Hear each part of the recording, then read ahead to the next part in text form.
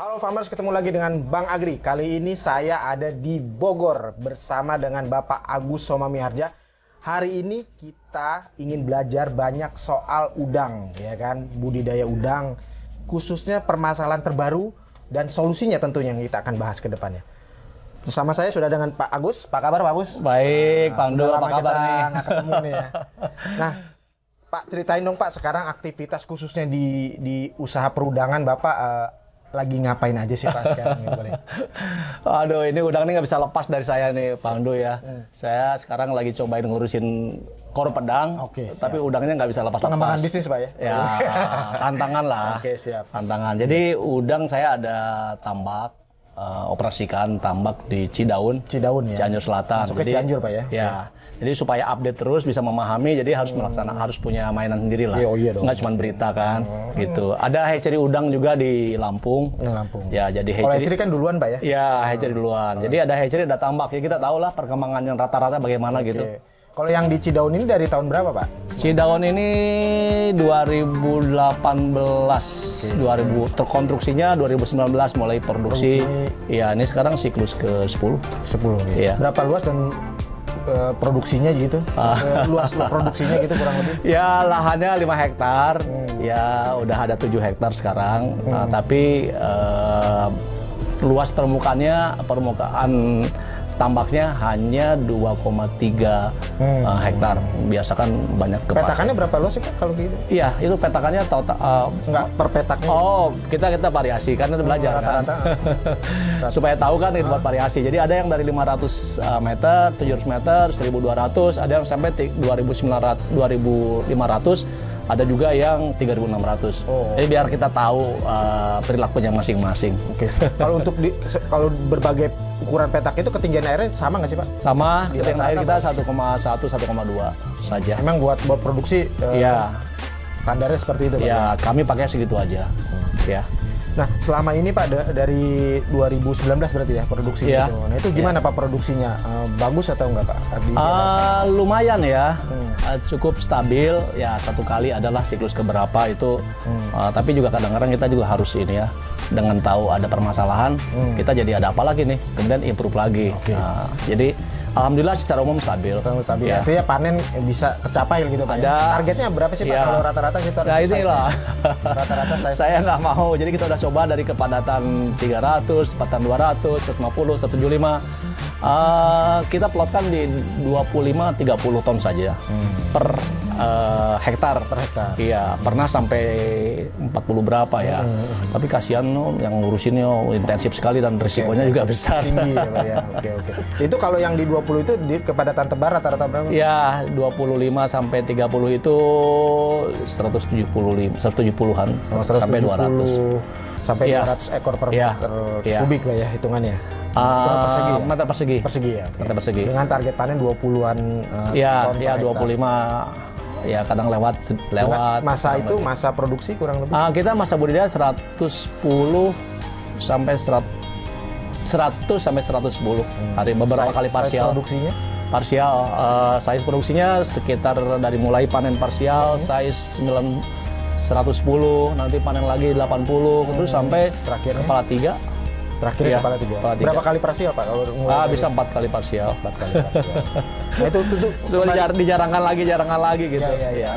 Nah itu menarik Pak. Nah, yang sekarang kita pengen dalami Pak ya terkait dengan kalau perudangan kan permasalahannya banyak lah, tapi memang prospeknya juga luar biasa gitu Pak. Nah kita ngomong soal tantangan nih kita ngomong pernah tantangan. Kan itu masalah tadi pada tebar Pak. Dan kaitannya sama daya dukung. Nah Bapak ngeliat perspektifnya yang ada di Indonesia gitu, arahnya sudah benar atau gimana Pak? Mungkin Bapak kasih gambaran nih Pak. Iya. Terbarunya gitu Pak. Kalau untuk bilang benar atau salah sulit ya, orang masing-masing punya pendapat sendiri. Tapi itu ada hubungan antara pada tebar dengan carrying capacity, daya dukung. Jadi daya dukung itu kan kemampuan wadah dengan segala interaksinya di situ, ada air, nanti ada tumbuh plankton, ada udang, ada pakan, itu kan bukan sesuatu yang mati. Itu semua interaksi banyak sekali. yang terjadi di situ. Nah, udang nyaman itu pada posisi berapa kepadatannya? Ya, dan itu hubungannya juga dengan kecepatan mau budidaya berapa hari, berapa lama. Itu makanya kami kan pakai parsial. Kalau nggak pakai parsial mungkin nggak akan cepat penuh kan. Nah, jadi kalau saya sih saya pikir nyaman mungkin sekarang ya 175 ya sampai 200 lah. Kepadatannya itu dulu lebih mudah, tapi ya sekarang alam kan berubah. Jadi di Cidaun itu sekarang kalau hujan airnya coklat sekali. Padahal dulu kami desainkan itu untuk water treatment nggak seperti yang harusnya sekarang.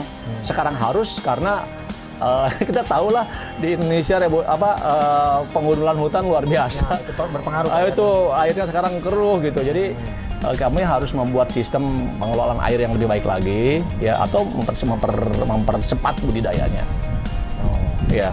Jadi itu standarnya 170 itu bisa dibilang dengan tingkat kematiannya sudah bisa ditekan atau gimana, Pak? Ya, kita rata-rata lah SR-nya 80, 85, dan 90 ya. Tergantung kita cepat panen parsial. Itu bukan pengaruh, Pak, ya? Iya. Ya, artinya saat ini dengan kondisi anggap aja yang karena mungkin di tempat lain bisa tantangannya kan Iya, beda-beda. Kalau di Cidaun kan mungkin airnya mungkin lebih baik gitu ketimbang misalnya daerah Pantura misalnya gitu. Pantura lain lagi, betul. Ya, tapi kecenderungannya dengan alam yang tidak terjaga, dengan hutan yang banyak digunduli, dengan abrasi erosi yang datang ke sungai, yang dulu air bening sekarang banyak air keruh, ya itu menjadikan tantangannya daya dukung kapasitasnya menjadi berkurang. Ya, kenapa? Karena nanti water treatment-nya ambil air nggak bisa setiap saat, itu kan sangat mengganggu ya. Jadi saya rasa makin lama akan makin berkurang dari sisi penebaran ya, daya dukungnya. Iya, betul. Dan agak makin banyak juga tambak di situ. Dulu saya milih tempat jalan juga yang jauh, orang nggak tahu. Taunya dengar saya di situ udah mulai sebelahnya, udah mulai lagi. Wah, saya bilang itu kan orang Indonesia seperti itu, Pak. Jadi kan pengen ngeliat yang wah udah berhasil kita nonton. Iya, tapi suruh mulai nggak mau. Deketin, wah, ya benar-benar. Jadi suruh mulai nggak mau. Akan lebih berat ke depan kalau nggak ada inovasi, nggak ada inisiatif baru. Nah, ini saya masih mau dalami soal tadi pada tebar dan daya dukung, Pak.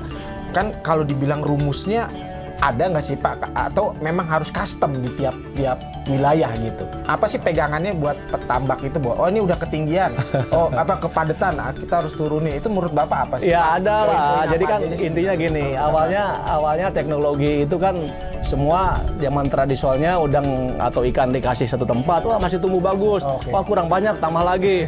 Kemudian wah kok nggak ada, itu semua memakai kesuburan alam kan. Wah ini udah banyak tebar kok jadi kecil-kecil, kasih pakan kan, wah masih tambah gede lagi. Lama-lama udah tebarnya banyak, dikasih pakan kok ikannya nggak banyak lagi, oh kurang oksigen, tambah oksigen kan. Kemudian wah ini udah kasih oksigen, naik lagi daya dukungnya, produksinya banyak. Kemudian lama-lama kok jadi jelek lagi, kenapa gitu? Oh ini terlalu banyak sludge atau lumpur. Akhirnya dikeluarin lumpurnya. Jadi itu berjalan terus. Nah, jadi daya dukung itu sebenarnya bukan angka yang pasti, tapi keseimbangan bagaimana support system bisa mensupport kebutuhan udang. Nah, kebutuhan udangnya ya atau ikan ya pertama indikasinya tumbuh bagus dan SN-nya bagus. Selama tumbuhnya cepat bagus, SN bagus, itu masih dalam daya dukung yang patokannya itu. Iya, itu aja patokannya. Kalau semakin berat, Pak, ini sekarang produksi segini udah makin beratnya, Pak. Oh, mungkin daya dukungnya sudah makin kecil. Nah, improvement tambah lagi misalnya tadi airnya udah makin keruh, ya kita tambah tandon, tambah filter, olah dulu. Nah, itu dalam rangka untuk meningkatkan daya dukung. Lanjut lagi, Pak. Tadi kan Bapak udah ngejelasin soal daya dukung. Daya dukung, ya.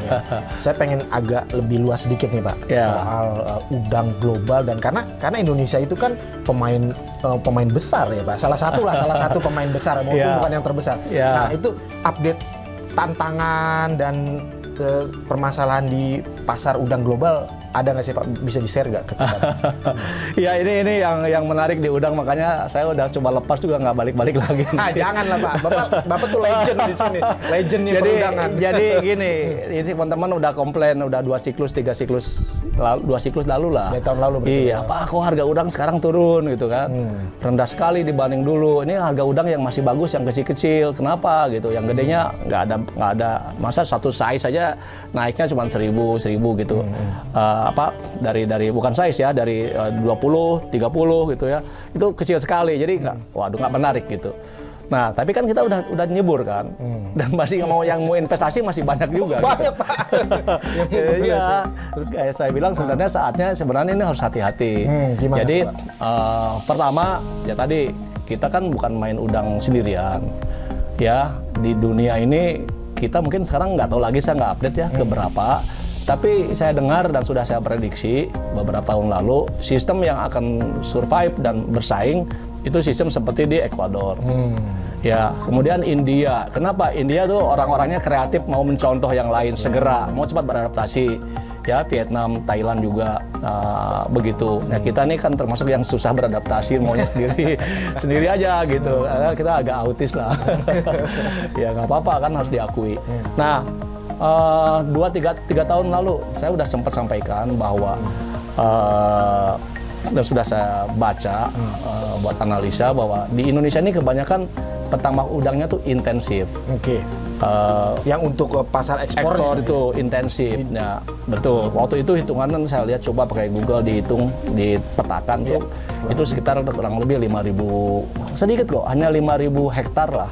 Permukaan air ya. Seluruh Indonesia. Iya, permukaan air. Mungkin sekarang Bangka berkembang. Ya, Bangka mungkin sekarang ya laba-laba mungkin 5.500 atau 6.000 dengan tempat lain ya. Ya, nggak mungkin sampai, nggak tahu lah, sampai 10.000. Dari nggak mungkin 2 kali lipat. Itulah tulang punggungnya. Nah, makanya saya lihat kebanyakan di kita, sampai yang saya update terakhir teman-teman FUI, ini tenang, kita ada teman FUI yang selalu update, selalu monitor. Itu produksi kita sekarang masih 200-220 metric ton ekspor ya, konsumsi lah nggak banyak konsumsi. Yang untuk nasional ya. Nasional tuh nggak banyak, siapa sih yang makan udang gitu kan? Ada udang kecil-kecil Pak. Ya, jadi kita percaya itu. Nah, dari dulu stagnan di situ. Nah, kenapa? Karena memang dari sistem budidaya tradisional plus yang harusnya dikembangkan, ratusan ribu hektar tambak yang sebenarnya ada tradisional yang harus dikembangkan itu belum tergarap. Nah, saya terus menerus dengan teman-teman di FUI, teman-teman di KKP, itu ayo dong. Nah, alhamdulillah nih sekarang beberapa teman aktif untuk tambak menambah teknologinya, introduksinya, jadi dari tradisional menjadi tradisional plus menjadi semi intensif. Itu teman-teman skalanya Pak. Ya, pada tebarnya ditambah. Tapi itu dengan alam ya, dengan alami. Jadi improve-nya sedikit. Itu sebenarnya yang bisa mendongkrak produksi kita, dan biaya akan murah. Kenapa? Tradisional plus semi intensif less listrik. Listriknya sedikit. Kemudian pakan alaminya besar. Ya kita tahu kan, intensif yang paling besar pakan. Ya, nah, Ekuador itu saya lihat ya, saya perhatikan dengan teman-teman informasinya itu kepadatan paling 60, paling tinggi itu 50-60. Udangnya tumbuh besar, makanannya dominannya adalah makanan alami yang ditumbuhkan di situ, ya kosnya murah. Jadi saya dapat kabar dari teman-teman grupnya India, Ekuador sekarang 3 minggu terakhir di awal 2023 harganya cuma $2,6 per kilo. Sebelumnya itu 3,08. Itu get farm atau harga udah di pasar? Dibilang price ya, berarti saya nggak tahu. Kalau price berarti mungkin dari petani lah, atau tapi itu udah murah kan. Nah, kalau begitu kita bisa bagaimana gitu. Nah, kalau gitu ya salah satunya adalah dengan tradisionalnya diimprove. Nah, atau sistem budidaya yang semi intensif yang udah banyak di pantai utara Jawa, kemudian pantai timur Lampung. Itu coba dibetulkan budidaya yang lebih friendly lingkungan. Kenapa? Tumbuhkan pakan alami supaya kurang cost pakan, kurang juga merusak lingkungannya karena banyak limbah yang keluar. Ya, kemudian juga udang yang mendapat makanan alami kayak kopepod, cacing-cacing kecil, dia punya stamina kuat, kayak ayam kampung lah, dikejar-kejar. dia lari. Coba ayam, saya pernah pelihara ayam broiler. Saya kaget sedikit, Pak jangan ini berisik, perak gitu, mati. Nah kayak gitu kan, ya kayak gitu. Jadi nggak boleh di ayam broiler nggak dibuat tenang sekali. Nah, kayak segitu lah kondisinya. Itu yang harus dikembangkan sekarang. Nah tapi tentu kita nggak bisa juga membiarkan tambak-tambak intensif. Nah bagaimana caranya tambak intensif? Ini saya ada aja ide kalau udah terpepet ya. Udah kepepet. Biasa itu. Jadi saya baca ya. Kita tempat kita juga lah. Jadi proses produksi tadi kan 100 hari, 110 hari ya. Persiapan anak-anak cuti dulu karena standby di sana hampir 4 bulan itu kan stres kan. Ya, akhirnya lama-lama hitung-hitung paling 1 tahun 2 siklus sampai 2,3 kali. Saya bilang wah lamban sekali. Gimana ini mau balik gitu. Kalau gagal repot aja lagi ya. Jadi itu harus dipercepat. Jadi dipercepat 1 tahun mungkin 3 siklus atau 4 siklus. Terus gimana caranya Pak? Kan bedanya segitu. Nah sekarang banyak coba sistem NP. Jadi nursery pond. Jadi udangnya, benurnya masuk di NP, dipelihara di satu tempat yang terpisah. Nah, biarkan ini 1 bulan di situ. 1 bulan Pak? Ya 1 bulan lah. Tergantung kepadatannya. Tapi 1 bulan bisa. Nah tambak-tambak yang lain itu kan bisa belakangan. Jadi ketika kita udah mau panen petakan besar, ya petakan misalnya 2 minggu lagi panen nih, ini udah nebar. Ya, jadi nanti ini ini peliharanya tidak lagi 110 hari, ini 70 hari. Cukup ya, ya atau dengan size yang sama. 75 hari, artinya kan 1 bulan, shape 1 bulan. Kalau shape 1 bulan, ya udah 3 kali lebih dalam 1 tahun. Untuk yang tambak produksinya itu ya. Kalau perputarannya lebih besar tentu biaya-biaya yang sifatnya biaya overhead kan ketutup. Jadi orang kan bulanan, produksi nggak produksi tetap gaji, kan? Lain-lainnya itu bisa tertutup. Jadi lebih banyak produksinya.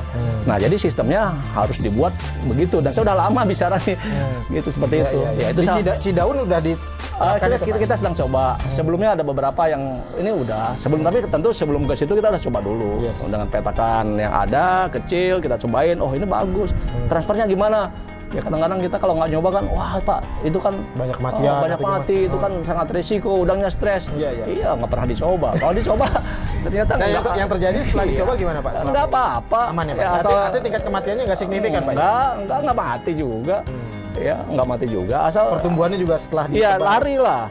Ya, lari. Jadi begitu dia udah 1 bulan, ya, petakannya besar, disiapkan, begitu dimasukin itu leluasa, ya larilah ini pertumbuhannya. Ya dan itu banyak keuntungan dengan nursery pond itu.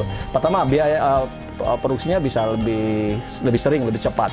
Kalau meliharanya lebih ringkas kan kalau kita mau sprint kasih pakan agak lebih banyak, berani kan. Oh ini cuma 2 bulan setengah gitu kan.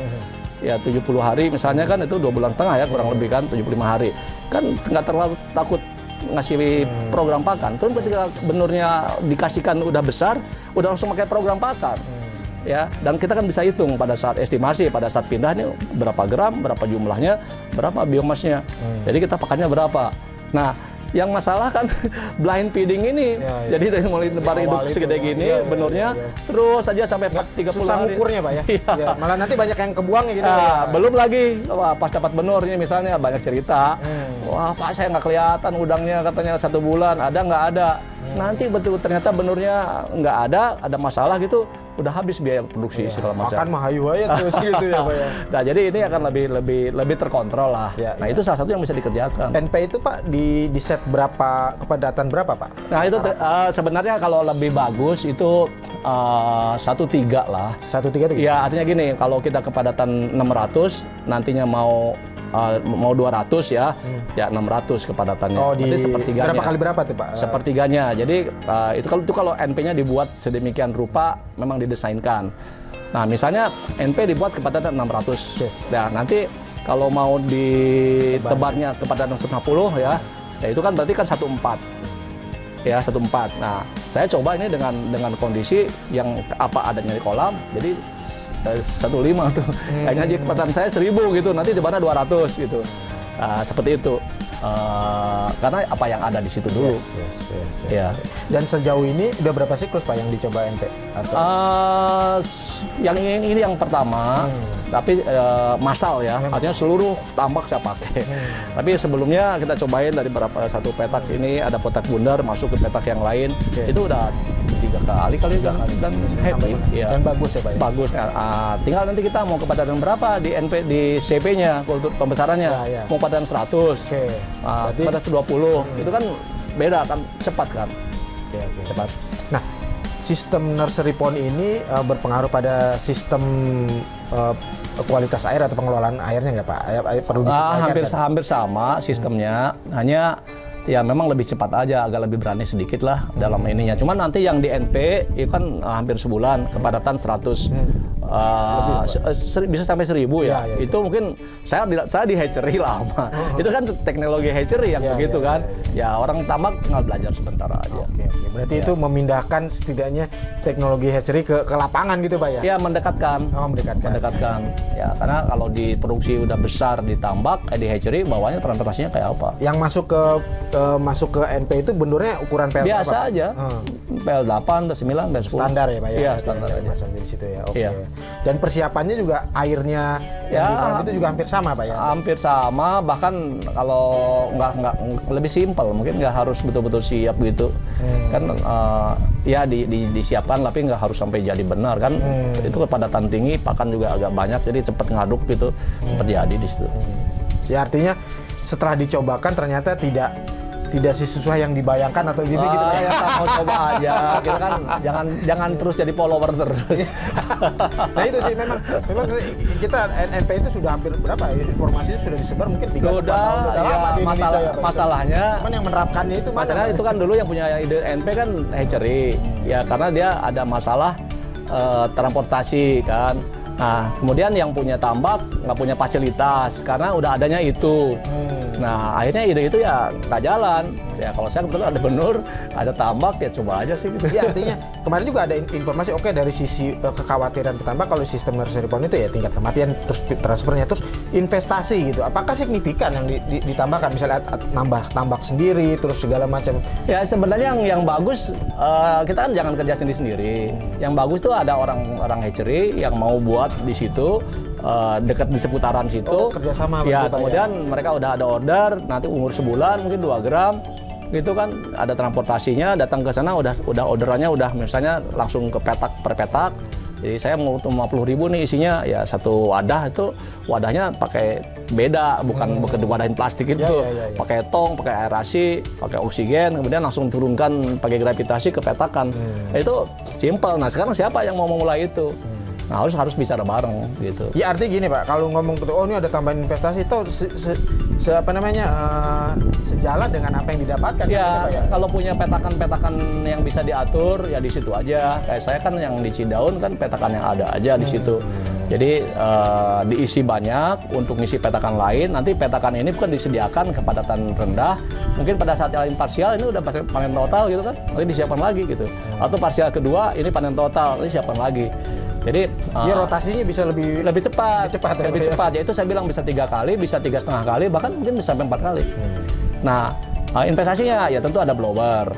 Karena kepadatan tinggi harus ada blower kan. Ya. Banyak, ya kemudian mungkin nanti kalau mau pakai sisi meras sedikit. Jadi setelahnya dikeluarkan 24 jam, distetelkan di tempat yang di luar, nanti buang keluar, ya, ditampung, setiap hari itu? Jadi pupuk. Ya itu salah satu yang bisa dilakukan. Ya. Terus kalau untuk sistem tambak yang cocoknya apakah tambak tanah atau harus pakai? Sama aja, sistemnya kan sebenarnya hanya tebarnya lebih besar, tentu panennya lebih cepat. Jadi pemakaian lahan tambaknya lebih singkat, kan gitu aja. Nggak, maksudnya kondisi konstruksi tambaknya yang baiknya itu. Kalau untuk nursery-nya mungkin nggak bisa tambak tanah di bawah, itu harus tambak yang gampang dipanen. Panah dipanen harusnya agak tinggi sehingga bisa pakai gravitasi. Oke. Posisinya ya, posisinya. Ya, dan itu pakai minimal HDPE. Ya. Minimal ya. Karena kalau tanah mungkin ya kalau tanah kayak zaman dulu zaman baheula tuh orang kita udah pinter tuh, ada namanya oslah kalau di Indramayu, pendederan kan. Iya. Iya. Kayak hitungannya kan NP kan istilahnya nama keren ya Pak ya. Iya. Kalau kita mah sebenarnya pedederan. Tapi kan kayak jadi Iya. udang didederin gitu. Udang kan keren, jadi harus pakai bahasa yang keren. Baik. Itu jadi teknologi yang sudah Bapak coba sendiri di tambak sini dan terbukti bisa mengimprove. Ada harapan bisa perputaran lebih cepat, ada harapan bisa menangani penyakit lebih cepat, ada harapan kalau nebarnya lewat NP dulu, paling enggak ini benar udah lewat 30 hari gitu. Jadi Dan harganya ya udah besar gitu kan. Jadi nggak akan mati di sana gitu. Udah tinggal tambah peluang untuk hidupnya lebih besar. Iya, jadi udah dijamin lah selama 30 hari gitu. Jadi udah bener-benernya udah 2 gram, 2,5 gram. Ya sudah besar kan, jadi nggak akan hilang risiko yang benar kecil dalam sebulan tuh. Ya masalahnya pertama mau bayar nggak? Ya tapi kan istilahnya dengan itu kan secara pengalih keuntungannya kalau memang itu berjalan dengan banyak risiko yang bisa dikurangi. Kan sebenarnya gini, dulu kan bilang udang ini kan lebih ke gambling. Dulu ya, karena belum banyak teknologinya. Sekarang udah teknologinya gitu ya, ketemu lebih terukur. Tapi ya kalau lingkungan alam masih mengganggu ya, tamak-tamak yang di kawasan yang tidak dikelola bersama, ya bagus-bagus di sini masuk air di sini mati karena banyak penyakit dari luar. Nah dengan sistem close dan NP itu minimal tadi benur tebar udah besar, kemudian meliharanya tidak lama lagi kan udah jadi size bisa jual kan, size 100 misalnya. Jadi kan sedikit, kalau waktunya sedikit kita kan ibaratnya mau lari nih. Kalau maraton ya kita pelan-pelan kan, ngasih pakan pelan, kadang kita mau pelihara 110 hari. Tapi kalau 70 hari, apalagi udah gede, udah bisa lari, ya kasihnya agak lebih kenceng, bisa sprint lah gitu kan. Kalau pernah ngitung FCR-nya nggak Pak dengan sistem itu ada atau sama aja atau lebih terukur, lebih kecil. Kecil berapa Pak? Di rataan berapa? Ada angkanya nggak Pak? Ya masih baru angka 1 kali lah. 1 kali belum harus ada pengulangan. Ya harus ada pengulangan. Tapi ya, itu better dari ketimbang secara dari logika ya pada saat masuk pertama aja udah bisa masuk program kan. Ya kan? Jadi udah bisa. Jadi logikanya pakan yang diberi setelah proses tahapan NP itu lebih efektif ya Pak? Ya karena nebarnya udah besar kan. Ya, tadi yang minimalisir yang blind feeding. Ya, blind feedingnya itu ya Pak? Iya. Oke, Pak, ini mungkin closing Pak yang terkait dengan perudangan Pak. Ya ke depannya Pak dengan tantangan global nih kita ngomong tahun ini gitu ada resesi, terbukti dengan efeknya di udang ya itu Pak harga. Saya pikir mungkin persaingan ya makin ketat. Persaingan dan resesi ya dua-dua membuat tambah mengkerut. Ya, apa sih Pak tips Bapak dan harapan Bapak terhadap perudangan? Apa pelaku-pelaku ke depan ya memberi semangat lah pada mereka karena kan memang kita memang salah satu pemain yang gini, kita pertama harus sadari bahwa budidaya udang kita nggak bisa ngikutin pola lama terus. Jadi kalau tahun kemarin saya nggak berhasil gitu Pak. Ya kan tahun kemarin. Terus gimana masalahnya? Saya kemarin diskusi banyak dengan teman-teman di Lampung ya. Ya sebenarnya ketika mau produksi mereka juga, aduh kayaknya berat nih tahun kemarin gagalnya di sini, gagalnya di situ, cuaca, hujan, salinitas. Ya tahun depan kan masih sama juga. Apakah tahun depan nggak ada hujan? Pasti ada tantangan. Sama juga. Jadi menurut saya kita penyakit yang melihara udang tuh greedy sebenarnya. Serakah ya? Ya, serakah. Maunya panen banyak. Tapi saya pikir kalau yang bagi saya bisnis yang paling penting itu adalah predictable. Oke lah, sekarang saya untung berapa gitu ya. Tapi setiap produksi itu peluang untungnya tuh besar. Untung terus. Nah, dengan untung terus meskipun jumlahnya tidak besar, cukup lah gitu ada upah kita kerja, bisa investasi lagi, bisa maintenance, bisa kasih bonus karyawan. Kan kecil pun juga mayang terus. Itu kan kita bisa bikin prediksi. Nah, tapi kalau sekarang panen bagus, wah bagus, nanti mau gini lagi, 2 kali panen bagus, ketiga kali panen habis. Apa mau begitu kita kerja? Nah, untuk itu makanya menurut saya sih dengan tamak-tamak yang kawasan, dikelolalah secara kawasan, ya beberapa orang bergabung menjadi satu. Kemudian tadi inovasi untuk NP itu menjadi satu solusi yang luar biasa karena mempercepat masa pemeliharaan, putaran bisa lebih bagus. Kemudian risiko tadi Karena sebentar peliharanya risikonya berkurang. Karena waktu kan, dengan waktu. Risiko itu kan berjalan dengan waktu. Itu yang pertama. Yang kedua, baliklah ke alam. Saya diskusi kemarin dengan teman-teman, saya tanya ke mereka, apa sih penyebab kegagalan? Nggak ada yang bicara. Bicara alam bencana ya ada penyakit, nyalahin benur, nyalahin induk. Coba ditanyain semua. Saya bilang, kalau nyalahin induk, nyalahin benur, terus Bapak punya induk sendiri, punya benur sendiri, apa yang harus dilakukan? Kita nggak bisa melakukan sesuatu yang orang lain kerjakan. Kita harus melakukan sesuatu apa yang ranah yang bisa kita kerjakan. Saya bilang apa? Setelah lama dipancing nggak juga ketemu. Saya bilang masalahnya adalah kita udah melawan alam. Kita ini udah melawan alam. Jadi alamnya kemampuannya hanya segini, dipaksa segitu. Udang itu lebih fit kayak orang juga. Kalau kita makanan lebih alami, lebih sehat, lebih kuat. Itu bagaimana lah punten ya. Bagaimana pakan buatan bisa mengalahkan pakan alami? Ya, secara khasiat, Pak ya. Iya, secara fit kualitasnya. Kayak Kopepod ya, Kopepod dan beberapa sumber alam makanan alami itu di alamnya juga begitu kan. Kan kesegarannya gitu. Nah, kemudian daya cernanya, vitaminnya, enzimnya itu kan ada di situ semua. Dan live hidup lagi. Hidup berarti kan dia nggak ngerusak air kan. Nah, jadi ada yang namanya, saya lagi introkan, udah lama di luar, kita hanya masih belum aja. Itu ada namanya aquamimicry atau biomimikri. Jadi itu bagaimana kita memimik, mencontoh, menyerupai bagaimana sih alam bekerja. Nah, kalau kita mencontoh bagaimana alam bekerja, ya, itu artinya kita tidak melawan alam. Tidak melawan alam. Nah, cari aja teknologinya. Nah, itu pun juga tetap tadi kita ada melakukan rekayasa terhadap lingkungan.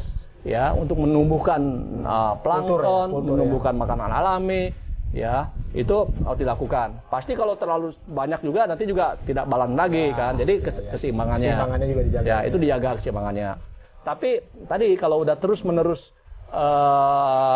ada hasil meskipun sedikit, kita akan bisa berbisnis lah. Kalau gitu gambling ya nggak bisa. Itu yang pertama. Yang kedua, ini kan tambak-tambak kita itu saya lihat salurannya satu, tambaknya ada ratus-ratus petakan, satu dibuang, satu masuk air, terus nungguin WA dari teman-teman, ada nggak katanya yang buang air? Kalau ada yang buang air, saya outletnya, Pak ya? Saya nggak ngambil air. Nggak ada yang bilang, oh saya ambil aja. Ternyata orang lupa bilang kalau dia buang air. Kan kotoran di situ bolak-balik. Satu jalur ya. Iya, nah itu pemerintah itu nggak bisa atau bikin kelompok bareng-bareng. Mungkin akhirnya beberapa orang tambaknya nggak ada udangnya, tapi dipakai untuk water treatment. Tapi kan bisa diatur. Udah jatah saya berapa, saham saya berapa di situ dengan itu. Itu kan asal kita mau bicara. Nah, kita punya saham di itu ya, punya lokasi tambak itu. Nah, kita yang nggak punya itu bicara dan masih mau sendiri-sendiri aja. Nah, itu penyakit bangsa kita. Padahal untuk kebersamaan kan itu ya. Kalau satu buang yang habis kena penyakit apalagi, Pak ya. Selesai semua ya. Jadi sekarang udang itu ini buat pemerintah ya, teman-teman juga itu harus dikelola berdasarkan wawasan. Kawasan, berdasarkan kawasan, dikelola bareng ya. Kemudian dari hulu hilir tadi, dari orang pakan, orang benur, orang cold storage, cobalah bareng memikirkannya. Sekarang ini kalau di kita kan benur ya benur aja. Wah, dia paling kasihan tuh orang benur nih. Saya kan ada benur.